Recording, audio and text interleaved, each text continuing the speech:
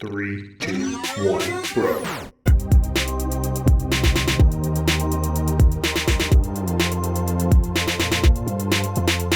What's up, everybody? I'm Mike. It's time to take a look at this here Shelf Out Games and talk about a few of the games and why are they in our collection? Why do we own these things? You know, because we like them, in short. But we're going to be talking about this section right here. Bam, bam, bam. Boom. Right there. That's what we're going to be talking about, is that section of games. So let's get right into it. It's called What's on the Shelf, by the way. And what's on this shelf is Point Salad. This is a rather new acquisition for us. It's from AEG. This is a set collection game that is so simple that it's just great. This is one that last year at Gen Con, we kind of like heard a lot about. You know, AEG was just selling them, and I think people were playing this game as the con was going on because it's quick, it's easy, and play up to 6 players. It's kind of really good for a con. It's short, so it's good for fitting into tight schedules and things like that. So we kept hearing like, Point Salad's so fun. And we're like, what is Point Salad? So we kind of found out, but we missed our chance to get this game at Gen Con. And then we kind of didn't see it for a while. And then the other day I was cruising at Barnes & Noble and I saw Point Salad and I was like, I'm gonna get this game. You know, it's not expensive and stuff. And I was like, you know what, people are talking about it. I'm gonna check it out. So this is, like I said, a set collection game where you're gonna be collecting different types of vegetables. There's gonna be 3 stacks of scoring cards that will dictate ways that you can score, and they're basically going to give you sets that you're trying to go for, types of vegetables you're trying to avoid, get the most of, have pairs of. There's all sorts of scoring opportunities. The back of every card is a scoring card, and then the flip side is a type of vegetable, one of 6 types of vegetables: carrots, cabbage, peppers, things like that. And on your turn, you can either get 2 cards from the little market or get 1 scoring card. And that's it. That's all you do on your turn. You're just drafting cards. And really, that's all you do until all the cards are gone, and then every scoring card you manage to have acquired will score using all the vegetables you've collected, and all of your vegetables will go toward every scoring card. So it's a nice thing of like, if I put these carrots to this scoring card, I can't use it over here. It's like, no, it's all good. Everything's good. You get to score everything, and it's super fast. It's like 15 minutes. Even if you're playing like full player count, 6 players, it'd be 20 minutes, because it's just grab 2 cards or grab 1 card. You can alternatively later in the game, if you want, take one of these scoring cards and flip it over to its veggie side. You can do that once a turn. If like you're like, oh, this scoring isn't going to work out, but I could use that cabbage for this thing, you can do that. That's like literally all you can do. It's fantastic. I really love it. I love its simplicity. And it's just nice set collection. It's just some Point Salad for you. So that's a new acquisition I quite enjoy. This we got, was this last year? Last year? Must have been. Gingerbread House. We got this when we were going home for the holidays, and Matthew Jude, love him, was talking about Gingerbread House and quite liked it. He did a nice review on it over at This Game Is Broken, and spoke highly of it. So it kind of put it on my radar. And then when we went home to Sacramento, we always visit Great Escape Games. It's a fantastic game store. We love it. And we always try to go there and support. We always try to buy something if we can every time we go home, just to, you know, support local, right? So we were kind of cruising around, and I think maybe picked up a small thing. We got Crisscross, small little roll and write, a couple things like that. And as we were walking to the register, saw Gingerbread House. And I was like, that's Matthew Chu just mentioned that game, and I watched the review and I really liked it. And Nick's like, what the heck is Gingerbread House? And I was like, dude, it's Phil Walker Harding, praise be, you know, it's gonna be good. So we bought it. And it's quite good. It's a game where you are collecting gingerbread. You're putting down these like domino style tiles. They're, you know, 1 by 2. And you're putting them into a little 3 by 3 grid, which is sort of the footprint of your house. And you're trying to lure in fantastical creatures. You're trying to lure in Rapunzel and Alice in Wonderland and all these, the kind of famous fairy tale folk. Gingerbread Man, stuff like that. So basically, whatever tile you put down, whatever you cover up, you're going to get that gingerbread. There's 4 different colors of gingerbread, and there's also some special actions and things. And the cool thing is, if you cover up 2 of the same symbol, you get a bonus 1/3 of that symbol. And that can be, again, actions or gingerbread types. And then you're going to be using those gingerbread to lure in and then capture these creatures, which will be worth points. There's some bit of set collection because there's these kind of objective things you can get points for every kind of inhuman creature or nasty creature that you collect, or nice person or human or whatever. or, you know, every creature that took this certain type of gingerbread. There's all sorts of kind of scoring cards you can get. And it's about kind of building this 3D little stacked up gingerbread house. So it's super cool. There's these stairs and stuff you can place down to kind of level up because you got to make it all flat. And you have to have all 9 tiles covered to you know, create a platform for your next level and all that kind of jazz. It's just a super fun, simple game. Phil Walker Harding, it's exactly that level you'd expect. And it's just cool. Like, it's just kind of fun, little puzzly, cute, great art. Gingerbread House is fantastic, and it's always, I think, going to be a game that certainly around the holidays is going to start to become really tempting to play because it just feels holiday-ish because you're building a gingerbread house. It makes you think of Christmas. We also got this around the Christmas season while going home and stuff. So there's a lot of kind of nostalgia already baked into this game. But it's a really fantastic, fun little game as well. Praise be to Phil Walker Harding for making another banger. What's next? This is Miyabi. It's a B, much to Haba's chagrins from Haba. This is a Michael Kiesling game, maker of Azul. This is another cool kind of stacking game using polyomino tiles where you are trying to draft these tiles into your garden. You're trying to make kind of just a beautiful garden with different features. Each row will need a certain feature, stones and bushes and azaleas and pagodas and things like that, fish ponds. So each row can only have one type of feature. You can't put a bush where the fish are supposed to go. You gotta have order to this thing. And then there's also the columns play in because you have these lanterns, or temples, excuse me. And so every time you draft a tile, wherever the feature goes, again, you have to match the feature type to the row, and then whatever column the feature is in, you have to put your temple down, and you can't put something else in that column. If you have a tile that has some green, just blank green, that's in a tile that's already been used, that's fine. It's where the feature is that matters. And then you're gonna score points. Every time you score points, every time you place a tile, you'll score points. So if it's on the bottom level and you have 3 bushes, you'll get 3 points. It's on the first level. But if you start to build up, it starts to multiply, kind of number 9 style, where if I had 3 bushes on the third level, I'm getting 9 points now. So you're trying to build up as best you can. And then there's also sort of majorities at the end of the game for how many of the red bushes do you still have visible, because you can cover stuff up. And things like that. There's bonus points there. It's just a fun, like, puzzly game that stresses Nick out, which is extra fun for me, given that it's supposed to be a Zen kind of chill theme. It's a really fun game that I feel like has kind of gone under represented. I think it didn't make as much of a splash as they were expecting it to, given that it's a Michael Kiesling game.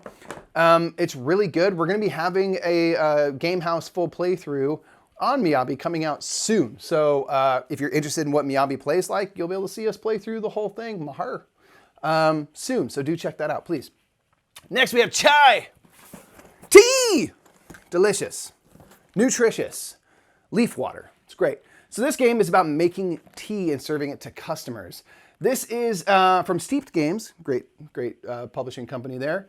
And this is a super great game for creating board gamers. This is why I wanted this game, is because this would play really well to folks that casually play board games who are, you know, into it, but they're not going to be like, let me play Carpe Diem, please. You know, they're going to want something that's like easy to understand, easy to get into, pleasant to look at. Chai is going to be great for creating board gamers. It's light. It's very simple. There's 3 types of actions you can do. You can get some tea tiles. You can get some pantry items. You can reserve a customer, and then you can serve the customers on your turn in addition to those 3 actions. And that's really it. So it's got this cool like market for tea tiles. So you have right here in the center these chunky little tea tokens. And the way it works is if you're buying from the leftmost column only, it only costs $1. And you can get as many matching tea tiles that are touching as you want. But as you buy this group, if the group kind of strays to the right, and now there's like 1 and then 1 beneath it and then 2 more directly to the right of that, you're gonna buy that whole group. But now you're in the $2 section, but you get to buy 4 tiles for $2. And then everything sort of cascades down, kind of potion explosion style, where you clear some room and then everything cascades down, which might make more connected groups of tea. So you're kind of trying to like be efficient with your money, and you can buy a lot of tea because you're gonna always buy the entire group so long as it's orthogonally touching, it's kind of continuous. You will buy all that tea for whatever price is most expensive. So the further right the tea kind of group goes, the more expensive it'll be, but you buy everything for one price. It's not per tile, it's just $3 and you get 6 tiles, or however many are connected. This game also features really beautiful art. It's really colorful. This is the kind of deluxe edition, so it's super chunky. You got these like cups that just hold tea tiles, completely unnecessary, completely beautiful. I don't even care. It's fantastic. This is just a great game because it goes down really easily. I don't know what the time says on it, 20 to 60 minutes. And I think that's totally right. You know, if you were playing 5-player, which is the max, it might take an hour, maybe. And that's about as long as it can get. I mean, 60 minutes is what it puts on the box. And I can't imagine a game being much longer than that because you're only getting tea tokens, pantry items, or reserving a customer, making use of a power attached to that. It's very simple and it's like very well laid out. You see what kind of tea each customer wants and you're hoping to serve to those customers. You know exactly what they need. It's very clearly laid out. I think outside of maybe the powers, I think it's language independent, which is great. And it's very easy to see because all the tea tiles are colored, but they also have unique, you know, what the flower would look like that would make that. So it's colorblind friendly. It's a cool game, really cool game. It's really fun. It's light. This isn't going to be the game, like for me, I'm going to like want for myself the most because I do want to play Carpe Diem and stuff like that. But like Chai is something I want in my repertoire to be able to play with anybody, especially someone who maybe hasn't played many board games or any.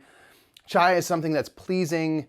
It's comfy. It's a comfy feeling game. It's something that I think I can get someone to try out to then maybe get into board games a little more. And I think it's a very important type of game to have. Finally, on this shelf, we have Castell. Fantastic game. This game about being Castellers, a troop of Castellers, which this is a real thing. They do this. They make human pyramids that are very tall. And this game is just this puzzly... It can melt your brain if you let it, because you're going to be making these human pyramids like you'll see here. But there's very strict rules at the start of the game because you haven't trained. So you can only make things that are 3 people wide, and then every row you go up has to get skinnier, can't have as many people above as you do below, can't mix Castellers, and stuff like that. Now what you see here, this is something that breaks a lot of those rules. Because in the game, you're going to be training. There's this little wheel over here. And wherever you are, if you're in these different cities and stuff, you can train in different areas. It'll make you a better troop of Castellers. You'll have more flexibility. You can do more different things. So you can build bigger, more impressive human towers. And this is important because you're going to be going and doing competitions. And when you go to competitions, you're going to be judged basically how tall your tower is. This would be 1, 2, 3, 4, 5, 6, 7 levels tall. So you have 7 points. And then each competition is going to want certain types of Castellers, which are going to be based on numbers. 1 is the smallest, 10 is the biggest down here. Your base has to be, you know, bigger on the bottom than on top. That's how pyramids work. Generally, it works better if they're that way. And say they might want 7s and 3s. So on top of my height, I'm going to have 1, 2, 3, 4, 5 matching Castellers. So I'm going to get 5 and 7 is 12 points. So you're trying to match the types of Castellers, trying to build as big as you can. And the cool thing is this has perfect information. You know exactly where all the competitions are going to be. You know exactly what type of Castellers they're going to want down here is where you match those. You know all that at the start of the game. You know exactly where you need to go, what you need to do. And then it comes down to, you know, do I try to hit every single competition, even if like I only have one number that matches? So is my score even be that good, or do I do like a local performance? So it all comes down to like, what do I do with this information? I know there's no surprise in this game. So it's all on to me to try to maximize my strategy based off of what I have available to do in this game, which is a really cool thing. And it works very great and adds a lot of angst knowing exactly what you got to do, because knowing is one thing, being able to execute is a different thing. So Castell is a fantastic game, one that we think is just criminally underrated, just because people don't talk about it that much. And it's so good. It got more attention for having a big bag that people wore as a hat than it ever did for its gameplay, which I'm like, the hat part is dope. The game is even better. We love Castell, so do check it out if you haven't ever. That's what we have on this section of shelf, y'all. This is empty now. Nothing there. What do you think of that part of our shelf? Do you like it? Do you hate it? What do you think of all these games? What's another part of our shelf you'd like to see us tackle at some point? Let us know in the comments below what you think of these games. We love them. That's why we own them. We have very limited space. So basically, if something's living on the shelf, it's for a reason, because we just don't have room. So if we have something we don't like, we ought to get rid of it to make room for something we do enjoy. So these are all games we love. Let me know what games you want to see us do next on What's on That Shelf. Until next time, I'm Mike Murphy. We'll see you next time, everybody. I can't talk today at all. Thanks for watching that What's on That Shelf. We really appreciate it. If you want to see the last time we did a What's on That Shelf, I think with Nick, go ahead and check out that video over there. And if you click down here, you're going to see something super duper fun. And don't forget to subscribe if you want to see more Brothers Murph goodness. We do things all the time. So don't forget to subscribe and turn that little bell notification on. Have a good day, everybody.